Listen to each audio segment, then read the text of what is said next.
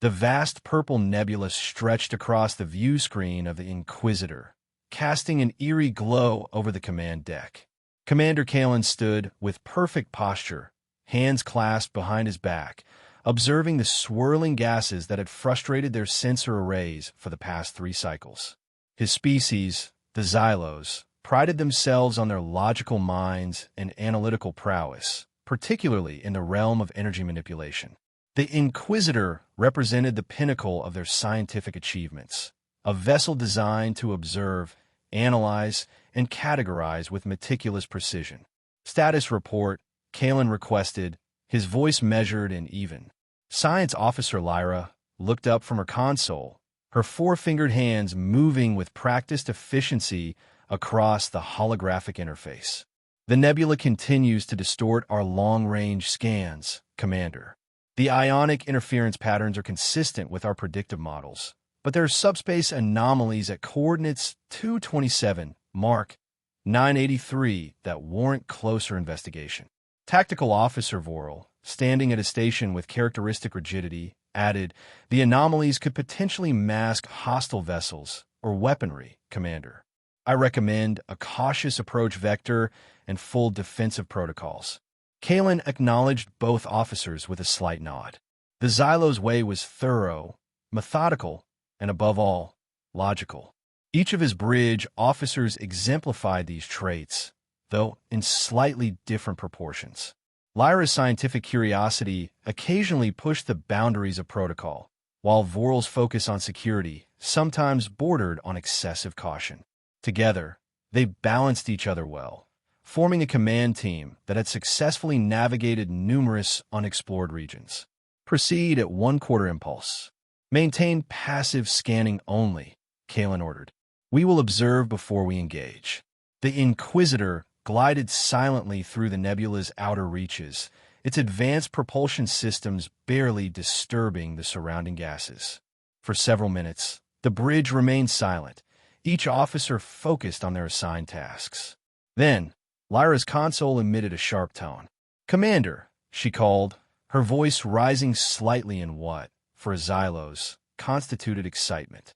"I'm detecting a vessel emerging from the densest region of a nebula, bearing 045, Mark 178.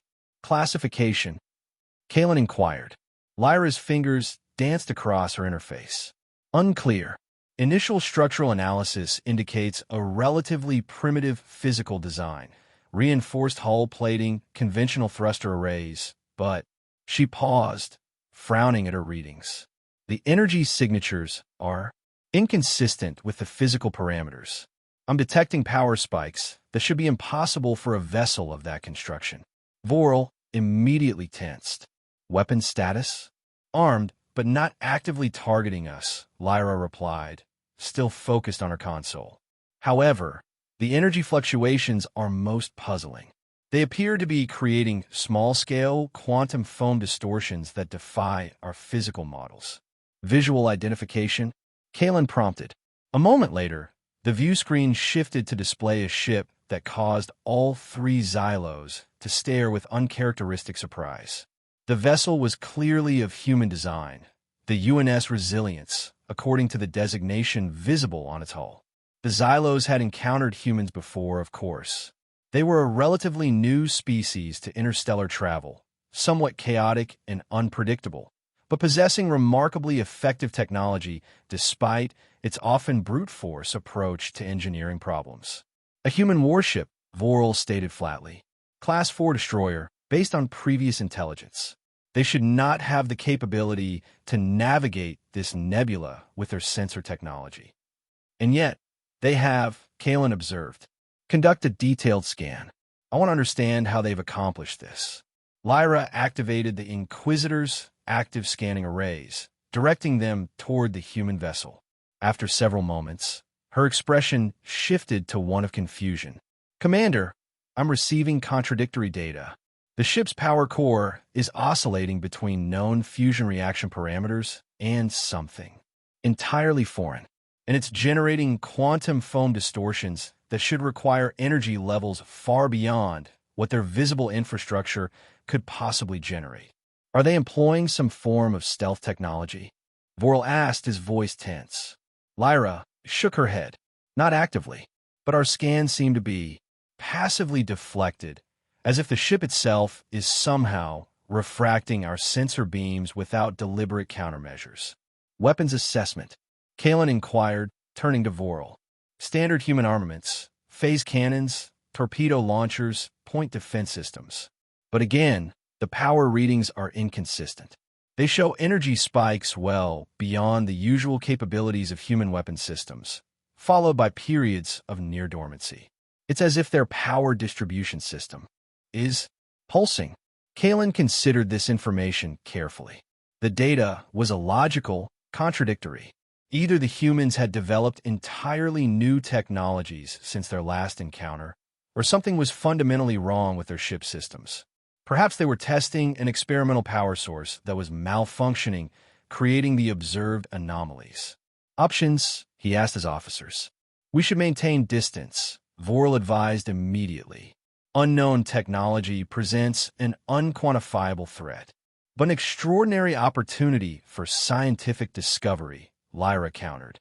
Commander, the energy patterns I'm detecting could revolutionize our understanding of subspace mechanics. Kalen weighed both perspectives, applying the logical frameworks that guided all Xylo's decision-making. After a brief calculation of risk versus potential knowledge gain, he made his decision. We will approach cautiously for closer observation.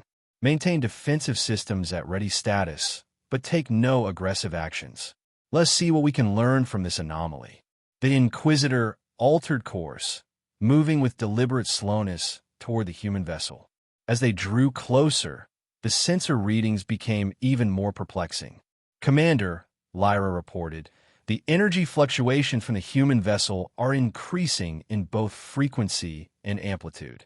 And there appears to be a correlation between our scan frequencies and their response patterns.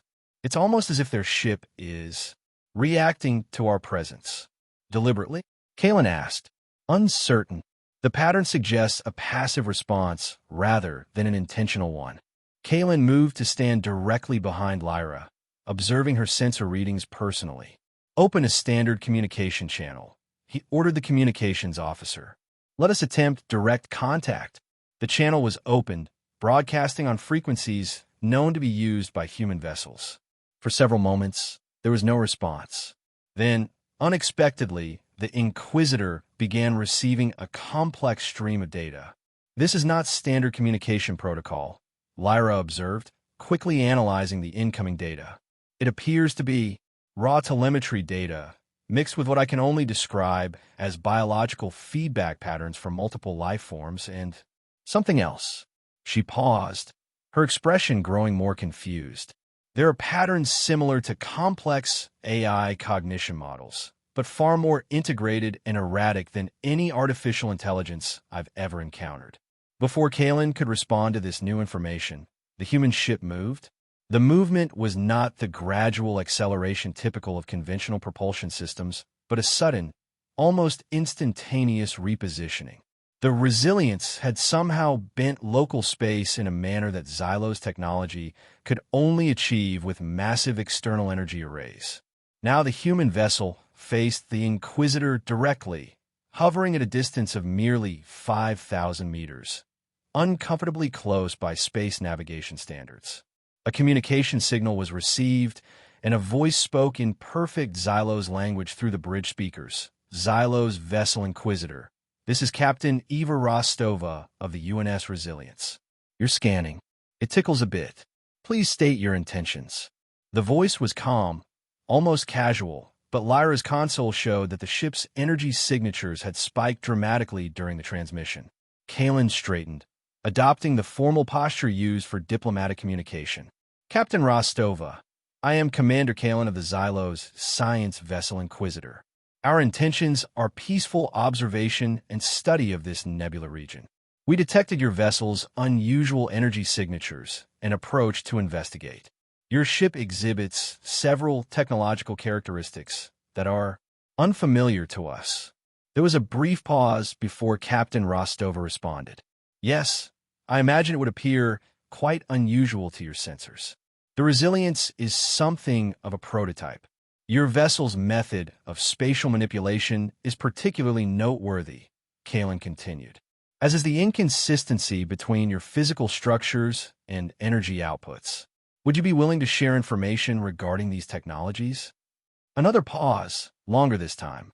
Then, Commander Kalen, I believe a face-to-face discussion would be more productive than attempting to explain our systems over a communication channel. Perhaps you and a small team would like to come aboard the Resilience for a more comprehensive explanation? We're both exploring a strategically sensitive nebula, and I'd prefer to avoid any misunderstandings. Voral's expression immediately hardened. Commander, I strongly advise against accepting this invitation.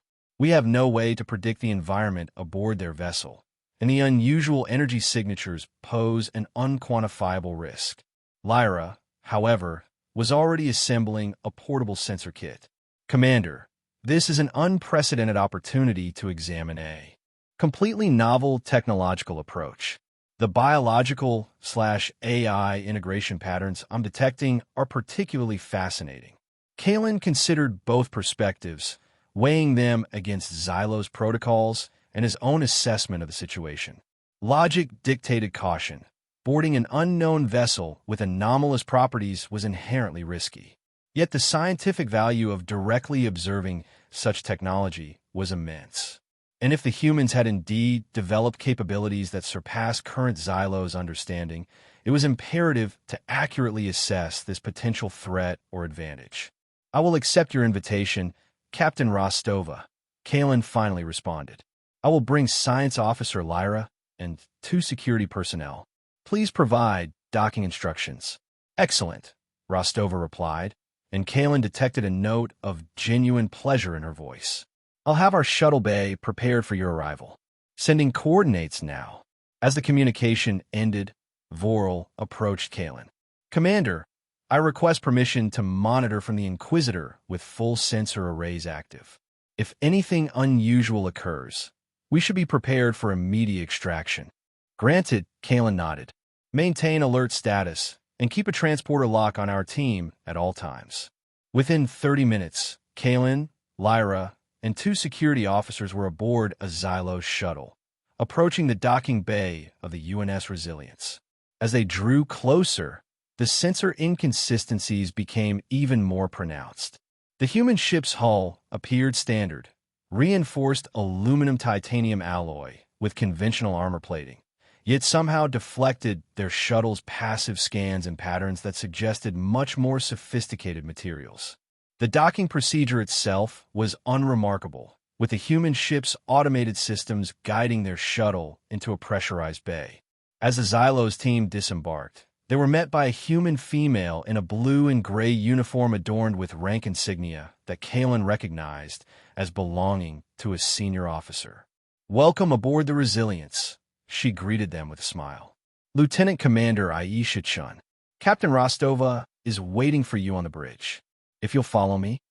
The Xylo's team followed Chun through the corridors of the human vessel, each of them discreetly recording observations. The interior was pragmatic and utilitarian, as expected of a military vessel, but there was something subtly different about it.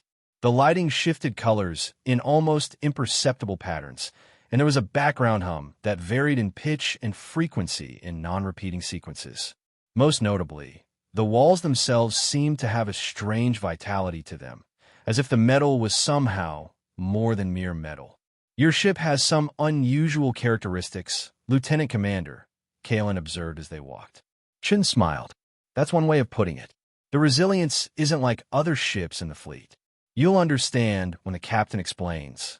Lyra was barely paying attention to the conversation. Her attention focused entirely on her handheld scanner. Commander, she whispered to Kalen, I'm detecting extensive bio-interface technology throughout the ship's systems, far more integrated than any human technology previously documented.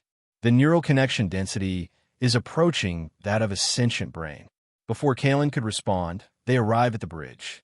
Unlike the sterile, ordered environment of a Xylo's vessel, the human bridge was a hive of controlled activity. Crew members moved with purpose between stations, speaking in short, efficient phrases.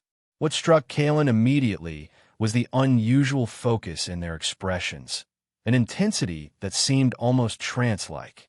At the center of the bridge stood a woman with short gray hair and piercing blue eyes. She turned as they entered, and Kalen immediately recognized the commanding presence of a seasoned ship captain. "Commander Kalen," she said, approaching with an extended hand in the human greeting gesture. "Captain Eva Rostova, welcome aboard the Resilience." Kalen touched his hand to hers briefly, as was appropriate in human diplomatic protocol. "Thank you for your invitation, Captain.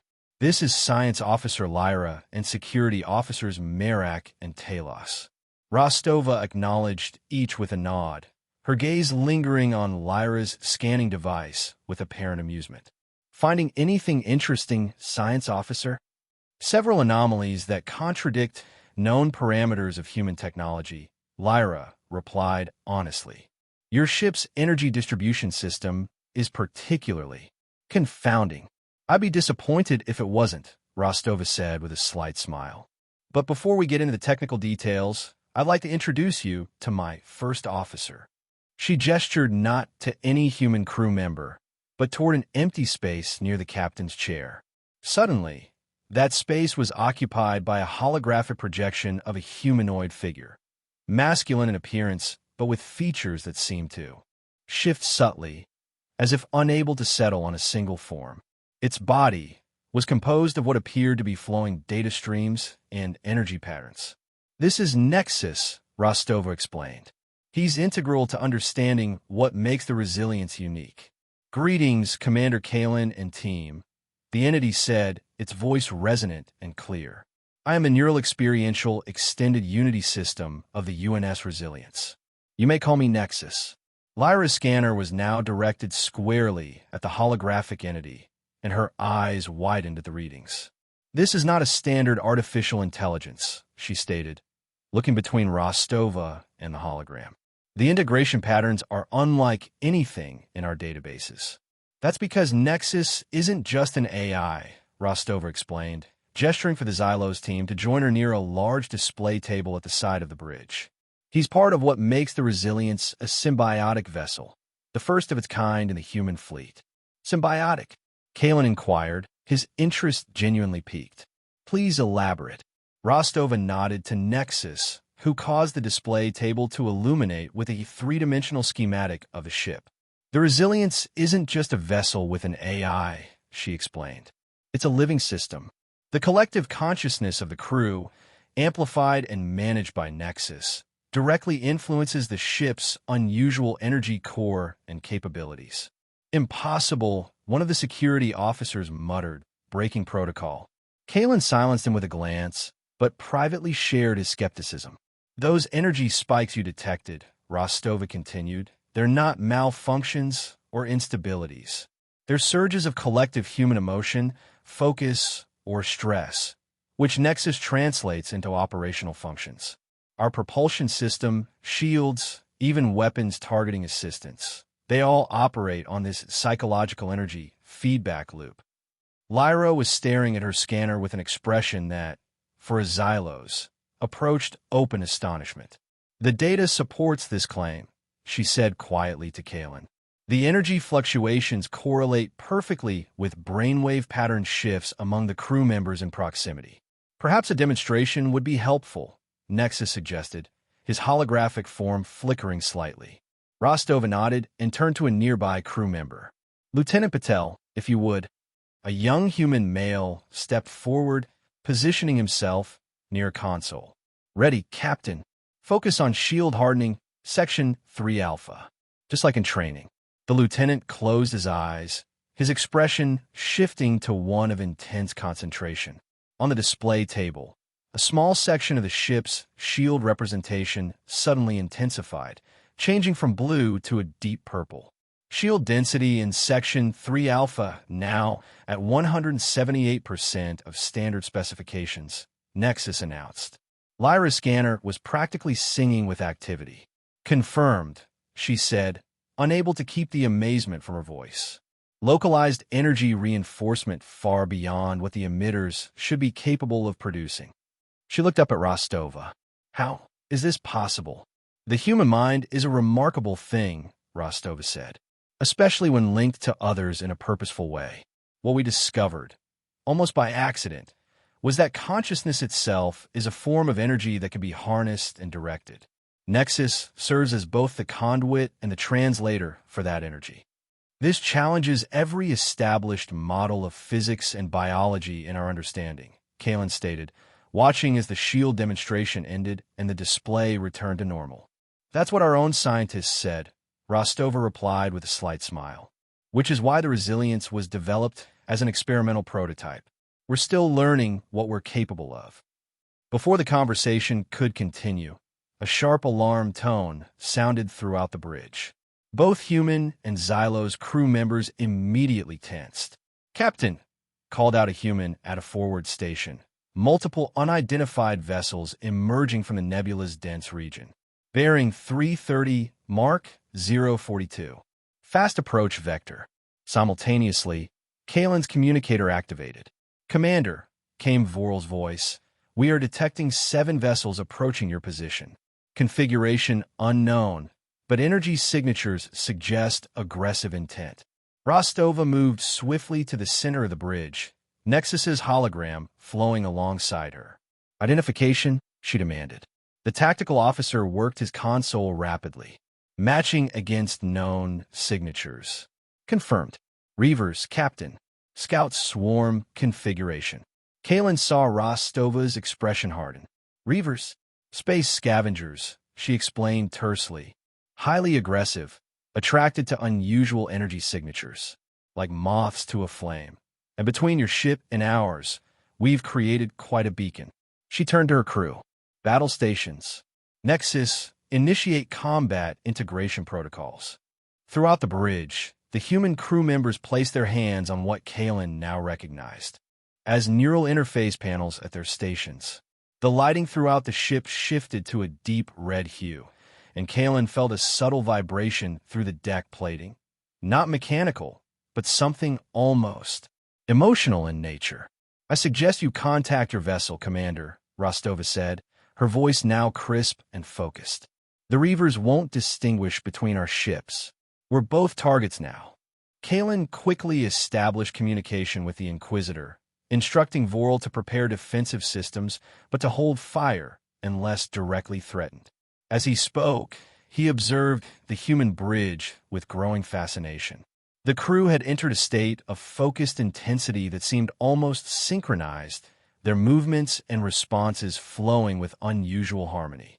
"Reavers entering weapons range in 30 seconds, announced the human tactical officer. "Evasive pattern Echo 3, Rostova ordered. "Shield configuration adaptive. Weapons hot, but hold fire until my command." What happened next defied Kalen's understanding of physical possibilities. The resilience moved in a way no ship its size should be able to move, executing a complex spiral maneuver that seemed to bend space itself around the vessel. On the tactical display, Kalen could see the Reaver ships, angular, predatory craft bristling with improvised weaponry, attempting to track the human vessel's movements and failing. "They're firing," called out the tactical officer. Several Reaver vessels launched volleys of energy weapons and what appeared to be magnetically accelerated projectiles. The Resilience's shields flared bright where the attack connected, but instead of the consistent energy distribution of a standard defense field, these shields seemed to pulse and flow, strengthening precisely where impacts occurred in moments before they hit. "Return fire," Rostova ordered calmly. "Target propulsion systems only. We don't need to destroy them. Just convince them we're not worth the trouble." The Resilience's weapons fired with uncanny precision, each shot finding vulnerable points on the Reaver vessels despite their erratic movement patterns. Kalen watched in astonishment as the human ship executed maneuvers that should have overloaded its structural integrity, all while maintaining pinpoint weapons accuracy. Suddenly, 3 Reaver vessels broke off from the main group, turning their attention to the Inquisitor. "Your ship is under attack," Nexus announced, his holographic form expanding to encompass a tactical display. Kalen immediately contacted Voral. "Evasive maneuvers. Return fire as necessary. The Inquisitor responded with the precise, calculated movements typical of Xylo's vessels. Its defensive systems were impressive, its weapons accurate and powerful. But Kalen could immediately see the difference between the two approaches. Where the Xylo ship moved with mathematical precision, the human vessel moved with almost organic unpredictability. Where the Inquisitor's shields absorbed energy in precisely calculated patterns, the Resilience's defenses seemed to anticipate attacks, shifting power dynamically.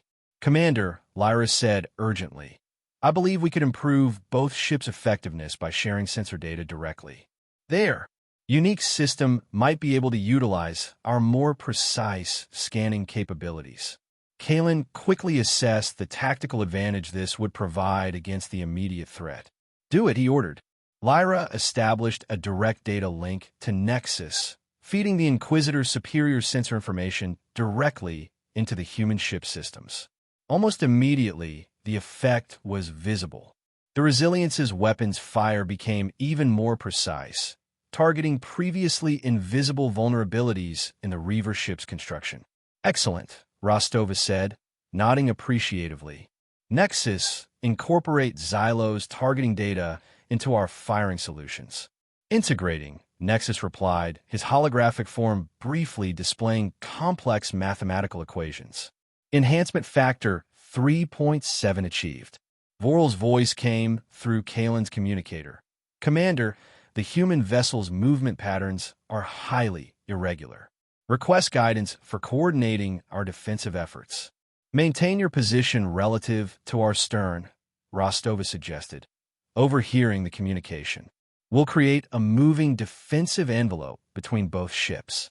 Nexus can predict our ship's movements accurately enough for your tactical officer to compensate." Kalen relayed these instructions to Voral, who acknowledged with characteristic Xylo's precision.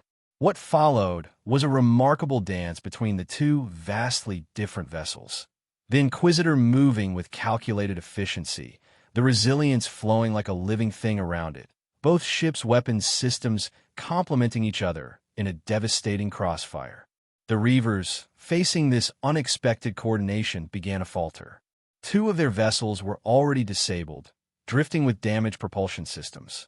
A third took a direct hit from the Inquisitor's main energy cannon, its hull breaching in multiple locations. "They're reassessing," Nexus announced, his voice somehow conveying both clinical analysis and satisfaction. "Probability of retreat, 78.3% and rising." As if confirming his prediction, the remaining Reaver vessels suddenly broke formation, accelerating away from the battlefield and back toward the nebula's dense regions. "Should we pursue?" asked the human tactical officer. Rostova shook her head. "Let them go. They've learned their lesson." She turned to Kalen with a smile that reflected both relief and pride. "An effective combination, wouldn't you say, Commander?" Kalen nodded slowly, his mind still processing the implications of what he had witnessed. "Indeed, your ship's capabilities are remarkable, unlike anything in our understanding of applied physics or neural technology." The red battle lighting faded, returning to the ship's standard illumination. Throughout the bridge, the human crew visibly relaxed, though Kalen noted they maintained contact with their neural interfaces. "Thank you for your assistance," Rostova said formally. "Your ship's precision targeting data made a significant difference, as did your vessel's unpredictable movement patterns," Kalen acknowledged. "The Reavers clearly struggled to adapt to the combination of our approaches." Lyra was still absorbed in her scanner readings. "Captain, the energy levels during combat were exponentially higher than during your demonstration, yet they remained coherent and controlled. How is such stabilization possible with emotional input?" It was Nexus who answered, his holographic form now standing beside Rostova. "Training and purpose, Science Officer Lyra. The crew of the Resilience undergoes extensive psychological conditioning to channel emotional states productively. Fear becomes heightened awareness. Aggression becomes focused targeting. Concern for fellow crew becomes strengthened shields. It's not about eliminating emotion," Rostova added. It's about harmonizing it, directing it. Nexus helps maintain the balance, preventing any single emotional response from dominating. Kalen considered this information carefully. Such a system would seem inherently unstable. Emotions are, by definition, variable and unpredictable. Exactly, Rostova said with unexpected enthusiasm. That's what makes the resilience so effective. No purely logical adversary can predict our responses because they incorporate an element of controlled chaos. It's the perfect complement to the precision of systems like your own. The implications were profound. Kalen found himself reevaluating not just human military capabilities, but the entire Xylos approach to understanding consciousness and energy manipulation. If emotional states could be harnessed as direct energy sources, countless theoretical models would need revision. I believe, Kalen said carefully, that we have much to learn from each other, Captain Rostova. I was hoping you'd say that, Rostova replied. The United Nations Space Command has authorized me to propose a formal information exchange program with the Xylos Confederation. Nothing classified, of course, but shared research into the theoretical frameworks that make ships like the Resilience possible. Lyra looked up from her scanner, her eyes wide with scientific excitement. Commander, such an exchange would revolutionize our understanding of consciousness-energy interfaces. The applications extend far beyond military technology. Kalen nodded slowly. I will recommend such an exchange to the High Council. Your demonstration today has been most persuasive. After finalizing the initial diplomatic arrangements, Kalen's team prepared to return to the Inquisitor. As they made their way back to the shuttle bay, accompanied by Rostova and a holographic nexus, Lyra continued to record final observations of the ship's systems. One last question, if I may, Kalen said as they reached the shuttle. The Resilience represents a significant departure from standard human design philosophy.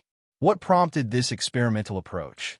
Rostova exchanged a glance with Nexus before answering. Necessity, in part. Humanity's resources are limited compared to more established species. We can't match the raw power or technological refinement of others, so we had to find a different path. She paused, then added more softly, but there was also a recognition that we'd been ignoring our greatest resource, the unique characteristics of human consciousness itself. The Resilience is as much a philosophical statement as a technological one. A most intriguing philosophy, Kalen acknowledged, and one that challenges many of our assumptions. As the Xylos team boarded their shuttle, Rostova offered a final parting statement. Commander, your species excels at logical precision, at understanding the fundamental rules of the universe. We, humans, are still learning those rules, but perhaps our strength lies in knowing when to bend them. The return journey to the Inquisitor was quiet, each member of the team absorbed in their own thoughts and observations. Once aboard, Kalen immediately summoned the senior staff to the briefing room, where Lyra presented her preliminary findings. The implications are profound, she concluded after a detailed technical analysis. The human approach to consciousness-energy integration represents a paradigm we have never considered viable.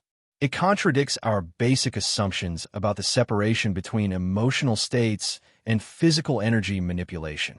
Vorel, who had coordinated the Inquisitor's defense during the battle, added his tactical assessment. The unpredictability of their movements and energy allocation provided a significant advantage against the Reavers. Standard tactical algorithms would be similarly ineffective against such a system. Kalen stood at the head of the briefing table, considering all he had witnessed. I will prepare a comprehensive report for the High Council. The humans have developed something that defies our current understanding. A true symbiosis between consciousness, artificial intelligence, and physical systems. The potential implications extend far beyond military applications. As the briefing concluded, Kalen remained alone in the room, composing his thoughts for the official report. He found himself struggling to capture the full significance of what they had discovered. The Xylos had always approached the universe through the lens of pure logic, viewing emotions as inefficient, unpredictable variables to be controlled or eliminated from decision-making processes. Yet the resilience demonstrated something profound, that those very emotional states, when properly channeled and integrated, could produce effects that defied logical prediction. It was not merely a technological breakthrough, but a philosophical challenge to the very foundation of Xylo's thought. From the observation deck, Kalen watched as the Resilience continued its patrol route, moving with that distinctive, almost organic flow through space. In the vast expanse of the galaxy, this single human vessel represented something unprecedented, a melding of mind, machine, and emotion that created something greater than the sum of its parts. The report he would send to the High Council would be technical, precise, and logical, as was the Xylo's way. But it would also carry a warning. The potential of humanity was far greater and stranger than previously assessed, tied directly to their powerful but volatile consciousness. The galaxy may not be prepared for what would follow as this technology developed further. As the Inquisitors set course away from the nebula, Kalen found himself contemplating the limitations of pure logic when confronted with the untapped power of consciousness and emotion working in harmony. The humans had discovered something profound, exemplified by their unique warship, a truth that existed beyond current understanding, a potential that could reshape the balance of power throughout known space. The Resilience continued its patrol, a testament to the unique symbiosis that the galaxy had yet to fully comprehend or counter. And Kalen, for the first time in his logical existence, found himself wondering what other assumptions the Xylos might have made about the fundamental nature of the universe that may, in time, prove equally flawed.